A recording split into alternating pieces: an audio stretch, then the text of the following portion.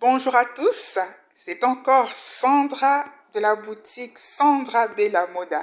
Vous avez notre boutique en ligne basée à Genève et la boutique physique en République démocratique du Congo, précisément dans la ville de Bukavu, à l'est du pays, province du Sud Kivu.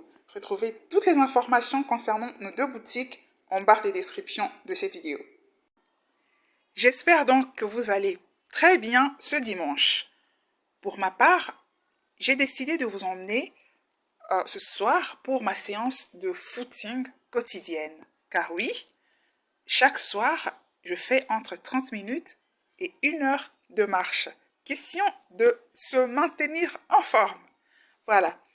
Et donc, j'ai décidé de vous emmener pour cette séance d'aujourd'hui à travers la belle ville de Genève, la ville de Jean Calvin, pour un sujet très intéressant pour toutes les personnes qui gèrent leur business à distance. Car si vous suivez cette chaîne depuis les débuts, vous savez déjà que je tiens une boutique physique en République démocratique du Congo, dans la ville de Bukavu, à l'est du pays, au sein de la galerie Bimou, que vous pouvez voir en photo sur la couverture de cette vidéo. Et pour rappel, dans l'une de mes précédentes vidéos que je mets en barre de description, je parlais des causes des faillites d'entreprises, notamment sur le continent africain. Et j'avais évoqué comme l'une des causes principales la mégestion à travers notamment le mauvais choix du personnel. Et j'avais alors promis que je ferais une vidéo pour pouvoir expliquer la stratégie que j'utilise, laquelle me permet d'éliminer jusqu'à 99% des personnes malhonnêtes dans le cadre de mon business au Congo. Dans ma vidéo précédente que j'ai mentionnée tout à l'heure, que vous retrouvez en barre de description, j'expliquais qu'il y a 2 caractéristiques essentielles à rechercher auprès d'une personne que l'on compte employer dans le cadre de son activité, à savoir d'abord les compétences de la personne dans les secteurs précis où vous voulez l'affecter, mais aussi son honnêteté. Mais s'il est beaucoup plus simple de pouvoir faire un examen des compétences d'une personne, notamment à travers les diplômes, les certificats et l'expérience professionnelle, il est en revanche beaucoup plus compliqué de pouvoir vérifier l'honnêteté de la personne en question. Voilà pourquoi la stratégie que je propose s'articule plutôt autour de cette 2e caractéristique essentielle qu'est l'honnêteté. En fait, c'est juste par, je dirais, négligence que beaucoup de gens ne font pas l'examen des compétences de manière générale en Afrique, comme je l'expliquais dans la vidéo précédente, car ils préfèrent engager les gens sur base d'affinités familiales et amicales, alors qu'il est simple, voilà, de pouvoir vérifier si la personne en question est compétente, ce qui n'est pas le cas pour l'honnêteté. Je précise que cette stratégie part de ma propre expérience. Voilà, j'aime toujours à le préciser. Voilà, car je suis généralement pas adepte des vérités toutes faites, surtout dans un domaine aussi complexe que celui de l'entrepreneuriat. Et donc, je propose toujours mes propres expériences sur base justement des faits avérés, et il revient à la personne qui va suivre la vidéo de voir si ce que j'ai dit, si mon expérience est pertinente pour elle ou pas. En tout cas, ici, c'est la liberté de penser. Et donc, ma stratégie relative à l'examen de l'honnêteté s'articule autour de 3 piliers essentiels, à savoir le test surtout, un pilier central, mais aussi le contrôle et la sanction en cas de besoin.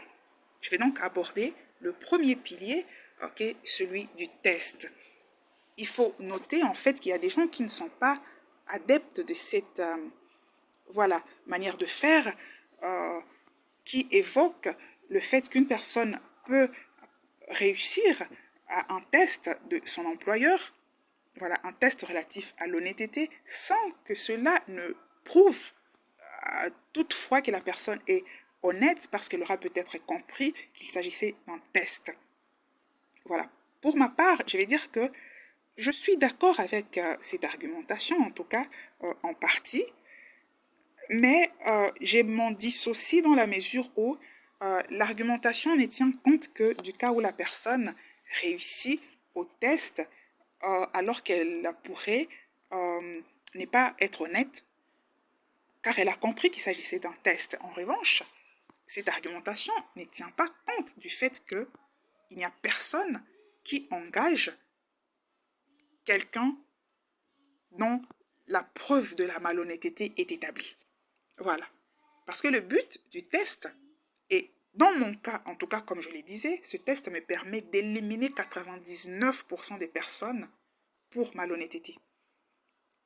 Voilà. Et donc, ça peut être comparé par exemple à un casier judiciaire. Voilà. Vous allez postuler quelque part, vous avez un casier judiciaire pour détournement de fonds et ces genres de choses. En tout cas, c'est vraiment, ce serait utopique dans la plupart des cas de penser que vous allez pouvoir avoir cet emploi.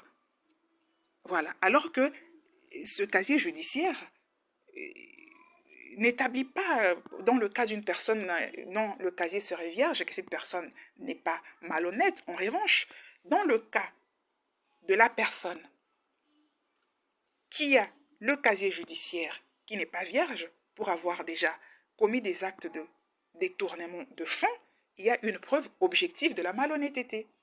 Et même dans la vie de tous les jours, personne n'emploie quelqu'un qui lui a déjà détourné de l'argent.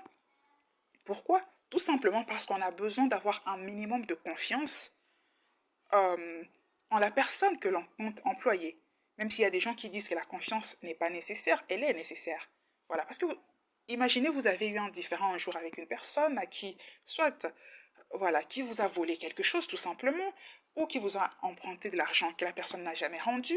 Vous avez la preuve objective de la malhonnêteté de cette personne. Et vous n'allez pas l'engager sur base de ça. Parce que ce n'est pas une personne de confiance, tout simplement. Et donc, le test va permettre, en fait, d'éliminer toutes les personnes dont la malhonnêteté est établie de manière objective, car le but premier de l'entrepreneur, qui est un preneur de risque, est de diminuer justement ce risque au maximum. Voilà. Donc, c'est une étape vraiment essentielle, parce que ceux qui vont réussir ce test vont passer sur base du bénéfice du doute. Voilà. Parce que là, on n'a pas la preuve objective de leur malhonnêteté, tout simplement. Et donc, maintenant, je vais vous expliquer comment je fais ce test. À noter que c'est un test qui est beaucoup plus pertinent lorsque vous êtes sûrement, justement, en fait, en train de mettre sur pied l'entreprise. Voilà. Soit que vous êtes loin ou que vous êtes sur place momentanément, parce qu'ici, nous parlons plus des gens qui gèrent leur business à distance, mais cela s'applique aussi aux gens qui gèrent leur business sur place. Voilà. Il s'agit en fait de recruter, voilà, les personnes avec qui vous voulez travailler, leur expliquer votre projet. Et en ce moment-là, vous avez besoin de vous renseigner sur les prix des différentes choses dont vous avez besoin, des produits, des services auprès des différentes personnes, des différentes entreprises. Voilà. Et donc, la stratégie consiste à vérifier au préalable les différents prix des choses dont vous avez besoin, de préférence auprès des personnes que vous connaissez, d'entreprises que vous connaissez, sérieuses. Et ensuite, après avoir recruté les gens par différentes manières, soit à travers vos connaissances, soit à travers même des offres d'emploi, voilà, peu importe la manière dont vous recrutez ces gens, vous en recrutez plusieurs qui ne se connaissent pas entre elles, et à la fin, c'est vous qui savez que vous allez travailler avec les personnes qui auront réussi, voilà, qui auront passé avec succès le test. Vous allez donc envoyer ces personnes aller vérifier les prix que vous avez déjà vérifiés. Et la stratégie consiste à mettre entre 5 et 10 prix différents. Voilà. Et pour une personne honnête, tous les prix vont correspondre à ceux que vous avez eus vous-même lorsque vous avez fait vos vérifications. En revanche, pour une personne malhonnête, certains des prix, ou même un seul, ne vont pas correspondre au prix réel sur le marché. Et le degré de la malhonnêteté sera fonction des faux prix que la personne va venir vous donner. Et pour mon cas, ce test m'a permis d'écarter 99% des personnes qui me ramenaient des faux prix.